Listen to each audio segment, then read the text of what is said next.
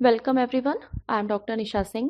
आज की इस वीडियो में हम रमन स्पेक्ट्रोस्कोपी को समझेंगे। रमन स्पेक्ट्रोस्कोपी को हम रोटेशनल वाइब्रेशनल स्पेक्ट्रम टेक्निक कहते हैं, यानी रोटेशनल वाइब्रेशनल स्पेक्ट्रोस्कोपी। और ऐसा क्यों कहते हैं? Because it involves the study of rotational vibrational energy change in molecules by scattering of light. तो ये जो पूरी की पूरी रमन स्पेक्ट्रोस्कोपी है, it is based on scattering of light.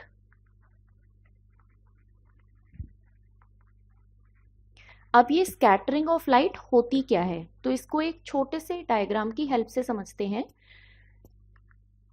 अगर सपोज करो हमारे पास एक सैंपल कंपाउंड है, जिस सैंपल कंपाउंड के ऊपर हम किसी डेफिनेट फ्रीक्वेंसी को डाल रहे हैं, तो जब हम किसी डेफिनेट फ्रीक्वेंसी के इलेक्ट्रॉनिक ट्रांसमिशन को अपने सैंपल कंपाउंड के ऊपर डालते हैं, तो देयर आर 3 कंडीशंस। पहली कंडीशन होती है कि जो हमारा सैंपल कंपाउंड है, ये इस इंसिडेंट लाइट की, यानी जो एक डेफिनेट फ्रीक्वेंसी की लाइट बीम हमने डाली है, उस फ्रीक्वेंसी में से कुछ फ्रीक्वेंसी को एब्जॉर्ब करे, यानी देयर में बी एब्जॉर्प्शन। अगर एब्जॉर्प्शन नहीं हुआ या कुछ एब्जॉर्प्शन हो गया, तो उस एब्जॉर्प्शन के बाद कुछ लाइट बीम जो है उसका ट्रांसमिशन हो गया। तो first condition is absorption, second condition is transmission, और थर्ड कंडीशन इज स्कैटरिंग। तो स्कैटरिंग इन द सेंस कि सैंपल कंपाउंड से टकराने के बाद में कुछ लाइट बीम जो है वो डिफरेंट डायरेक्शंस में फैल जाती है, वो ना तो एब्जॉर्ब हुई ना ही ट्रांसमिट हुई, बल्कि एक थर्ड कंडीशन यहां पर डेवलप हुई which is known as scattering of light.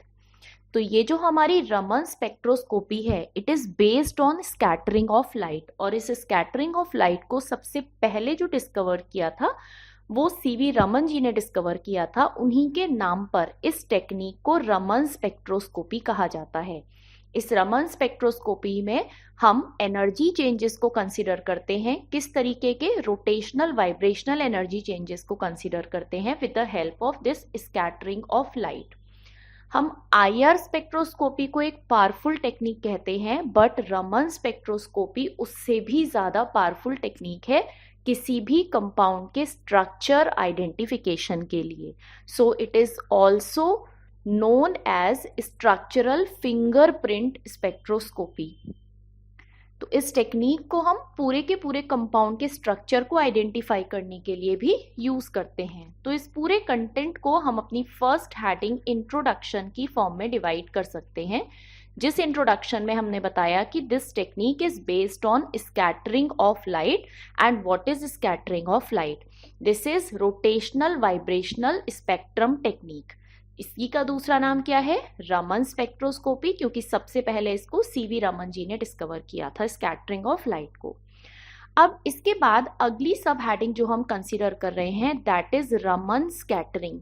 Basically ये जो स्कैटरिंग ऑफ लाइट है, इस स्कैटरिंग ऑफ लाइट को हम किस फॉर्म में कंसीडर करते हैं, और क्या स्कैटर होने वाली सारी लाइट बीम को हम रमन स्कैटरिंग की फॉर्म में कंसीडर करेंगे या उसमें कुछ स्पेसिफिक कंडीशंस होंगी। तो अब हमें इस रमन स्कैटरिंग को समझना है कि जब भी कोई monochromatic light of definite frequency हमने डाली कंपाउंड के ऊपर और उसकी स्कैटरिंग हुई, तो उस स्कैटरिंग कंडीशन में हमारे पास एक तो इंसिडेंट लाइट की लाइन है, और उसके बाद हमारे पास स्कैटर्ड लाइट की लाइन है। तो उस इंसिडेंट लाइट की लाइन के कंपैरिजन में जो स्कैटर्ड लाइट होती है, उस स्कैटर्ड लाइट की फ्रीक्वेंसी चेंज हो सकती है। तो इसके लिए हम कुछ कंडीशंस को फॉलो अप करेंगे। तो conditions on the basis of that the light scattered by the sample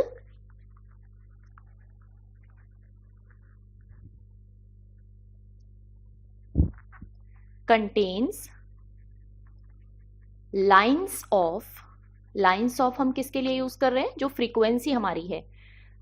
first condition incident frequency,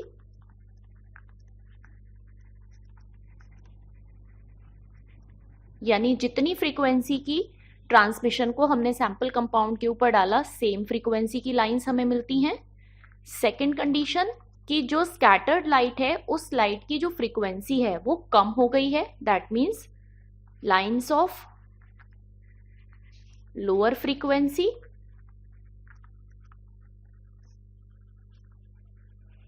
और there may be a third condition which is lines of higher frequency. But ये higher frequency की condition कभी कभी होती है। Lines of higher frequency जो main possibility होती है वो होती है या तो इंसिडेंट फ्रीक्वेंसी या लाइंस ऑफ लोअर फ्रीक्वेंसी। तो अपने डायग्राम पे आ जाते हैं दोबारा। इस रमन स्कैटरिंग के लिए मैंने कहा कि हमारे पास ये एक इंसिडेंट फ्रीक्वेंसी की लाइट बीम है। सपोज करो इसकी फ्रीक्वेंसी है न्यू नॉट, मान लिया। अब ये जो स्कैटर्ड लाइट है, इस स्कैटर्ड लाइट की अपनी कुछ फ्रीक्वेंसी होगी। वो फ्रीक्वेंसी या तो इस न्यू नॉट के बराबर होगी, इंसिडेंट फ्रीक्वेंसी जो हमने लिखी, या फिर lines of lower frequency, that means इस न्यू नॉट से कम होगी, या फिर third condition is also there, lines of higher frequency, that means इस न्यू नॉट से ज्यादा होगी। तो इन तीन कंडीशंस में से जो नीचे वाली दो कंडीशंस हैं, इन दो कंडीशंस में there is a change in frequency. या तो फ्रीक्वेंसी बढ़ रही है या फिर फ्रीक्वेंसी घट रही है। तो इस तरीके की स्कैटर्ड लाइट को हम कहते हैं Raman scattering. That means if there is a change in frequency of scattered light, if there is a change in frequency of scattered light, तो इन दोनों ही कंडीशंस में ये दिख रहा है, change in frequency of scattered light, और इसी चेंज इन फ्रीक्वेंसी को हम क्या कहते हैं? हम कहते हैं रमन स्कैटरिंग। दैट मीन्स ये कंसिडर्ड स्कैटर्ड रेडिएशंस जिनकी फ्रीक्वेंसी चेंज हुई है, इनको हम कहेंगे रमन स्कैटरिंग, और जो इंसिडेंट फ्रीक्वेंसी हमें मिल रही है उसको हम कहेंगे रेले स्कैटरिंग। दैट मीन्स इस सेम फ्रीक्वेंसी की स्कैटर्ड लाइट बीम को हम रमन स्कैटरिंग की फॉर्म में कंसीडर नहीं करेंगे। हमें कौन सी फ्रीक्वेंसी चाहिए? जो फ्रीक्वेंसी चेंज हुई हो, या तो बढ़ी हो या फिर घटी हो। तो ये फ्रीक्वेंसी हमारी कहलाती है Raman scattering. So there is a change in frequency of scattered light. तो condition number 2 and condition number 3, इसको हम कहेंगे रमन स्कैटरिंग। ठीक, तो आई होप इतना पोर्शन क्लियर है। अभी हमने 2 पॉइंट कंसिडर करे हैं। फर्स्ट पॉइंट इंट्रोडक्शन, जिसमें हमने समझा कि देयर में बी एब्जॉर्प्शन और ट्रांसमिशन और स्कैटरिंग। अगर स्कैटरिंग है तो 3 तरीके से पॉसिबल है, या तो सेम फ्रीक्वेंसी, या लोअर फ्रीक्वेंसी, या फिर higher frequency. If it is of the same frequency of incident light तो उसको हम कहेंगे रेले स्कैटरिंग। लेकिन अगर सेकेंड और थर्ड कंडीशन की हम बात करें, जिस कंडीशन में या तो लाइंस लोअर फ्रीक्वेंसी की हैं या फिर लाइंस हायर फ्रीक्वेंसी की हैं, तो इन दो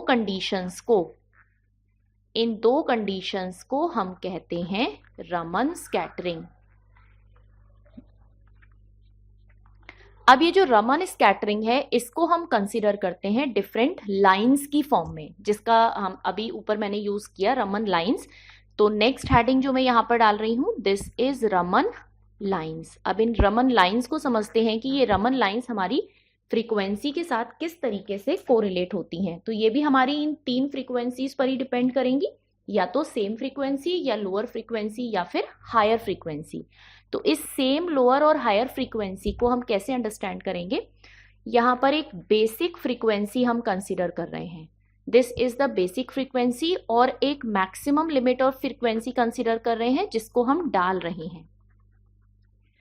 तो अब इसमें 3 कंडीशंस हमें डिस्कस करनी है। पहली कंडीशन सेम फ्रीक्वेंसी, दूसरी कंडीशन लोअर फ्रीक्वेंसी, और तीसरी कंडीशन हायर फ्रीक्वेंसी। तो अगर हमने अपने किसी सैंपल कंपाउंड के ऊपर एक पर्टिकुलर रेडिएशन को डाला है, कोई भी एक फिक्स्ड रेडिएशन मोनोक्रोमैटिक लाइट की, this is the incident frequency, और जो फ्रीक्वेंसी हमें वापस मिली स्कैटर्ड लाइट की फॉर्म में, जिसको मैंने ग्रीन लाइन से रिप्रेजेंट किया है, अगर ये फ्रीक्वेंसी हमारे पास सेम है तो जहां से गई उतनी ही फ्रीक्वेंसी हमें वापस मिल गई। इसके बाद हम सेकेंड कंडीशन की तरफ बढ़ते हैं। सेकेंड कंडीशन में हमारी जो फ्रीक्वेंसी है स्कैटर्ड लाइट की वो रिड्यूस हुई, lower than the incident light. तो ये इंसिडेंट लाइट की फ्रीक्वेंसी, लेकिन जो फ्रीक्वेंसी स्कैटर्ड लाइट की है दैट फ्रीक्वेंसी इज लोअर। तो उस लोअर को हमने इस तरीके से रिप्रेजेंट किया, यानी ये एरो रिप्रेजेंट कर रहा है कि अब इन दोनों फ्रीक्वेंसीज में डिफरेंस है। ये फ्रीक्वेंसी जो हमें वापस मिल रही है स्कैटर्ड लाइट की फॉर्म में, ये कम है। फिर थर्ड कंडीशन हमारे पास आई, जिसमें ये हमारे पास इंसिडेंट फ्रीक्वेंसी, क्योंकि हर बार फिक्स है, लेकिन इस बार जो फ्रीक्वेंसी हमें मिली स्कैटर्ड लाइट की वो फ्रीक्वेंसी इससे ज्यादा थी, तो ज्यादा को मैंने यहां तक कंसिडर कर लिया। तो अब मेरे पास दो लेवल और हो गए, एक लेवल जो कि इससे कम है, इसको सॉलिड लाइन में ड्रॉ कर रही हूं, और दूसरा लेवल जो कि इससे ज्यादा है। अब इसको कैसे हम रिप्रेजेंट करेंगे, यहां पर कंसिडर किया न्यू नॉट, जिस फ्रीक्वेंसी को हम डाल रहे हैं। तो ये तीनों हमारे पास हुई nu naught, that means frequency of incident light. और ये जो ग्रीन कलर से रिप्रेजेंट की है that is the frequency of scattered light, जिसको मैंने लिखा nu R. This is nu R, this is nu R, this is nu R. R क्यों लिख रहे हैं? Because it is Raman scattering, it is Raman scattering. तो मैं नीचे मेंशन कर देती हूं कि nu naught is the frequency of incident light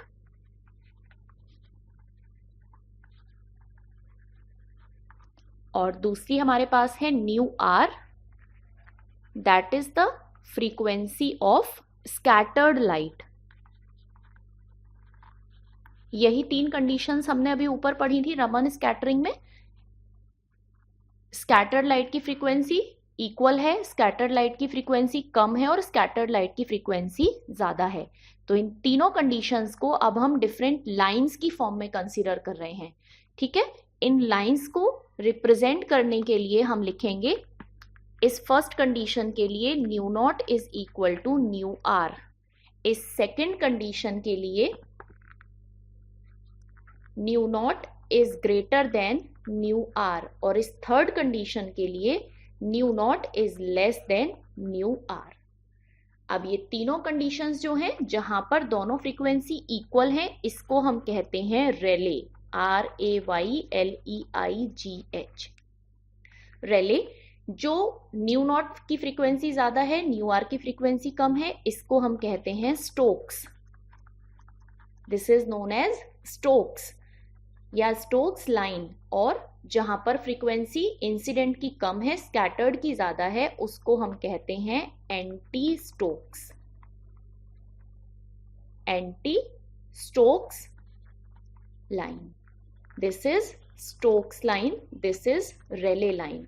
तो इन तीनों में से हमारे पास जो फर्स्ट कंडीशन है, उस फर्स्ट कंडीशन को हम रमन स्कैटरिंग की फॉर्म में कंसीडर नहीं करते। हम बाकी की दो कंडीशंस को, यानी स्टोक्स को और एंटी स्टोक्स को, हम रमन स्कैटरिंग की फॉर्म में कंसीडर करते हैं। तो ये तीन तरीके की लाइन हमारे पास हुई, Rayleigh line, Stokes line and anti Stokes line. I think it is very much clear कि अगर फ्रीक्वेंसी इक्वल है तब हम कह रहे हैं रेले लाइन, इफ स्कैटर्ड लाइट की फ्रीक्वेंसी कम है तो हम कह रहे हैं स्टोक्स लाइन, और अगर स्कैटर्ड लाइट की फ्रीक्वेंसी ज्यादा है तो हम कह रहे हैं एंटी स्टोक्स लाइन। तो इन तीनों टर्म को हम हेडिंग वाइज मेंशन कर सकते हैं। First one is Rayleigh line. Rayleigh line हम किसको कह रहे हैं? The lines with the same frequency, the lines with the same frequency.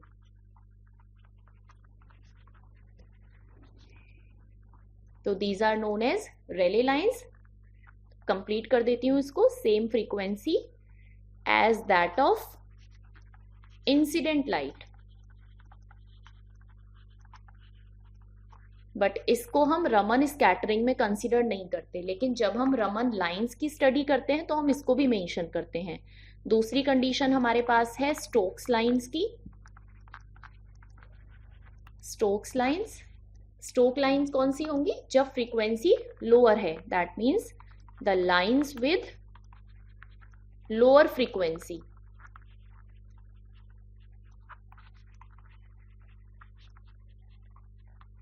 As that of incident light, same statement हो जाएगा.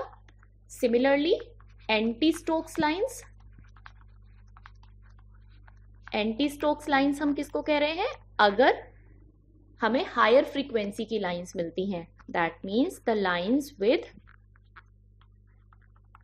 Higher frequency.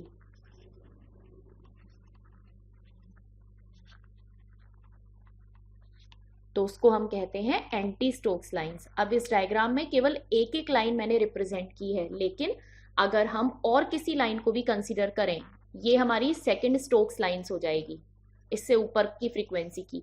अगर हम इस सेंट्रल फ्रीक्वेंसी से नीचे एक और लाइन ड्रॉ कर दें तो that will be the second anti Stokes line.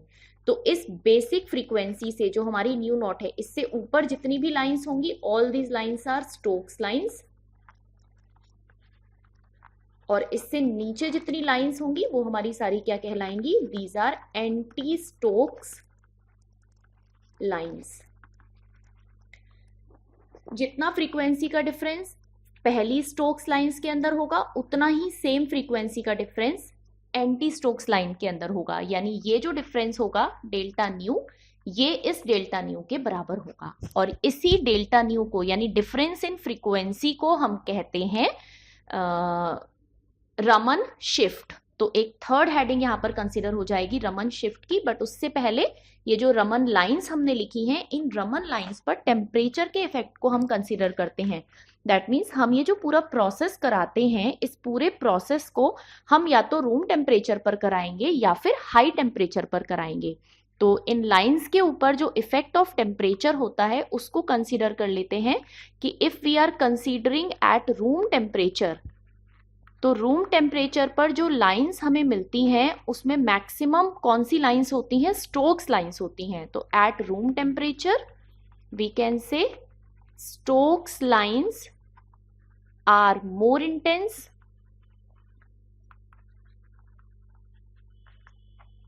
लेकिन अगर हम हाई टेम्परेचर पर अपना एक्सपेरिमेंट प्रोसीड करा रहे हैं तो उस हाई टेम्परेचर पर जो लाइंस हमें मिलती हैं वो कौन सी होती हैं? Anti Stokes lines.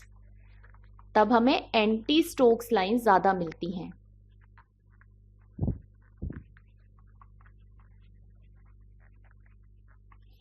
तो ये हमारी थर्ड हेडिंग कवर हुई, जो कि हमारी रमन लाइंस की थी. किन लाइंस को हम रमन लाइंस कहेंगे? Rayleigh line, Stokes lines, anti Stokes lines. तीन तरीके की लाइंस हमारे पास होती हैं, but due to the frequency difference Stokes और anti Stokes lines are known as Raman lines. But जब हम रमन लाइंस एग्जाम में लिखते हैं तो हम इन तीनों लाइंस को कंसिडर करते हुए लिखते हैं. अब इसके बाद अगली हेडिंग हमारे पास आती है रमन शिफ्ट, जो कि हमारे रमन लाइंस से ही कोरिलेटेड है. तो next up is Raman shift. अब ये रमन शिफ्ट क्या होती है? रमन शिफ्ट होता है फ्रीक्वेंसी डिफरेंस.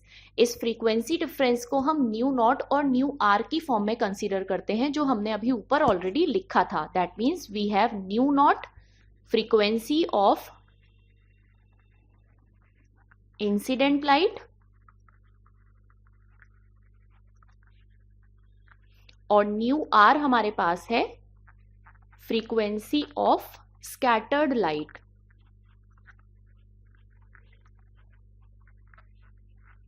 अब रमन शिफ्ट क्या होगी? रमन शिफ्ट होगी डेल्टा न्यू. लेकिन डेल्टा न्यू स्टोक्स और एंटी स्टोक्स के लिए अलग अलग तरीके से लिखा जाएगा.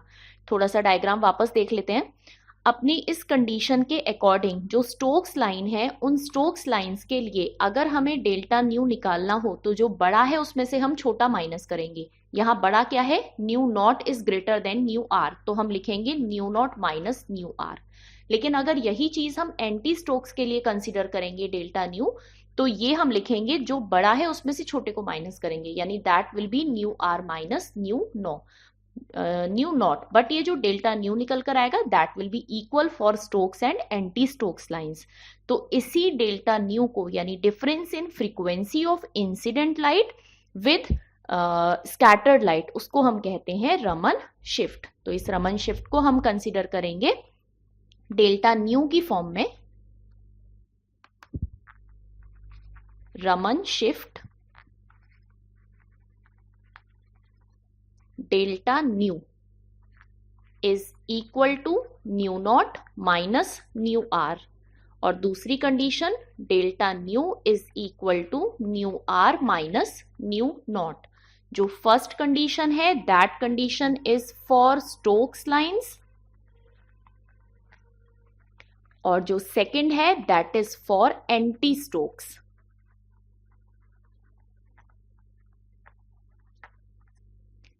तो ये दो डिफरेंट कंडीशंस हमारे पास होती हैं रमन शिफ्ट कैलकुलेट करने के लिए। अगर न्यूमेरिकल में हमें स्टोक्स लाइंस दी है तो हम पहला फॉर्मूला यूज करते हैं, if there is anti Stokes line तो हम दूसरा फॉर्मूला यूज करते हैं। हमें बस एक कंडीशन याद रखनी है कि जो फ्रीक्वेंसी ज्यादा है हमें उस फ्रीक्वेंसी में से छोटी फ्रीक्वेंसी यानी इंसिडेंट फ्रीक्वेंसी को माइनस करना है।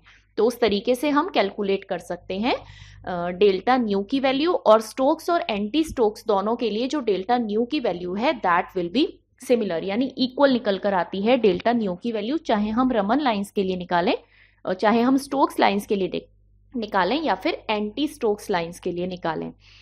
तो जितना अभी तक करा है इसको एक बार सम अप कर देती हूँ मैं।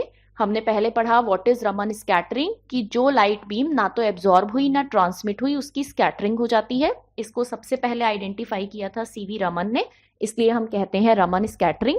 जिस लाइट बीम की स्कैटरिंग होती है तो वो तीन तरीके से हो सकती है, या तो सेम फ्रीक्वेंसी या लोअर फ्रीक्वेंसी या हायर फ्रीक्वेंसी। अगर there is a change in frequency of scattered light तो उस कंडीशन को हम कहते हैं रमन स्कैटरिंग। अगर सेम फ्रीक्वेंसी है तो उसे हम रिले स्कैटरिंग कहते हैं। इस स्कैटरिंग को हम डिफरेंट रमन लाइंस की फॉर्म में स्टडी करते हैं। फर्स्ट कंडीशन जहां दोनों फ्रीक्वेंसी इक्वल है, सेकेंड कंडीशन जहां इंसिडेंट फ्रीक्वेंसी ज्यादा है और स्कैटर्ड फ्रीक्वेंसी कम है, थर्ड कंडीशन जहां इंसिडेंट फ्रीक्वेंसी कम है स्कैटर्ड फ्रीक्वेंसी ज्यादा है। इन तीनों कंडीशंस को हम continuously relay line, Stokes line और एंटी स्टोक्स लाइंस की फॉर्म में कंसिडर करते हैं। If we are calculating the difference between these frequency, then the difference is known as Raman scattering। और ये रमन स्कैटरिंग स्टोक्स और एंटी स्टोक्स लाइन के लिए इक्वल होता है। जो हमारी लाइंस होती हैं इन लाइंस पर रूम टेम्परेचर का इफेक्ट पड़ता है। अगर हम रूम टेम्परेचर पर करा रहे हैं तो स्टोक्स लाइंस हमें ज्यादा मिलती हैं, अगर हम हाई टेम्परेचर पर करा रहे हैं तो एंटी स्टोक्स लाइन ज्यादा मिलती हैं। दैट मीन्स रूम टेम्परेचर पर हमें लोअर फ्रीक्वेंसी मिलने के चांसेस ज्यादा हैं और हायर टेम्परेचर पर हमें हायर फ्रीक्वेंसी मिलने के चांसेस ज्यादा होते हैं। इसी को हमने रमन शिफ्ट की फॉर्म में कैलकुलेट किया डेल्टा न्यू की फॉर्म में, that will be equal to the difference between two frequencies which is one is of incident light and another is of scattered light. अब इसी चीज की लास्ट हेडिंग की तरफ हम बढ़ रहे हैं अपनी रमन स्पेक्ट्रोस्कोपी में, which is applications of Raman spectroscopy. If there will be a long question of Raman spectroscopy तो हमें ये सारी चीजें उसमें एक्सप्लेन करनी होती हैं। What is Raman scattering, what is Raman lines and what is Raman shift। इसी के कंटिन्यूएशन में एप्लीकेशंस की बात करें तो मोर और लेस सारी स्पेक्ट्रम टेक्निक्स की एप्लीकेशंस जो हैं वो स्ट्रक्चर आइडेंटिफिकेशन के लिए ही हैं। तो सबसे main part is explanation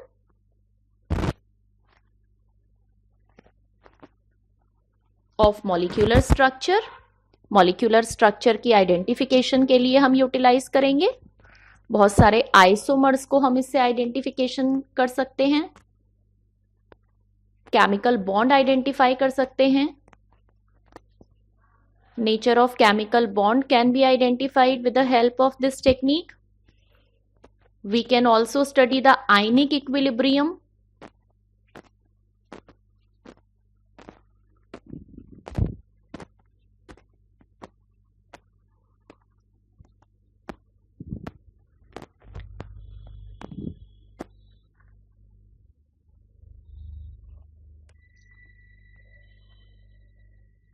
Next up is study of hydrogen equilibria. We can also identify the isomers. So, mechanism of tautomerism.